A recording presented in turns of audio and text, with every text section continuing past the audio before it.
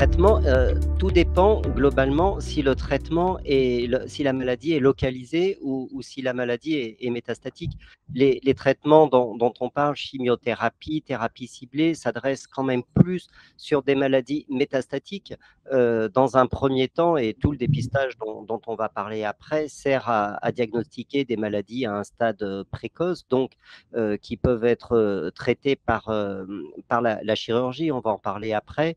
Et la chimiothérapie peut avoir un intérêt après la chirurgie pour diminuer le risque de récidive. C'est ce qu'on appelle la chimiothérapie adjuvante, qui dure de 3 à 6 mois. Ensuite, les thérapies ciblées sont des traitements qui s'adressent pour les maladies métastatiques. Aujourd'hui, une maladie métastatique, c'est pas la fin de tout. On peut, alors guérir, c'est toujours un mot qui est difficile à employer, mais on peut avoir des efficacités qui sont extrêmement durables sur des maladies métastatiques, avec des patients qui vivent très longtemps et dans de très bonnes conditions.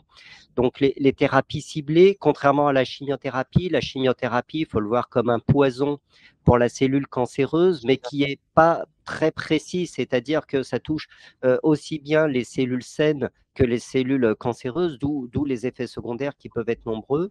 Et les thérapies ciblées ciblent plus des anomalies spécifiques de la cellule cancéreuse et permettent d'augmenter l'efficacité, souvent avec des toxicités qui sont moins importantes. Alors, il ne faut pas s'imaginer qu'il n'y a pas de toxicité non plus, mais les thérapies ciblées améliorent clairement, ont augmenté l'efficacité.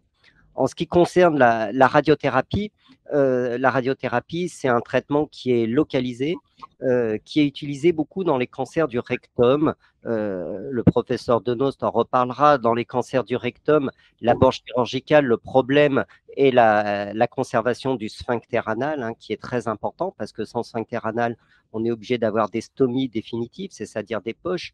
Et donc, pour éviter au maximum ces chirurgies qui sont mutilantes, on propose dans les tumeurs du rectum aujourd'hui de la chimiothérapie première, puis de la radiothérapie et enfin un geste chirurgical.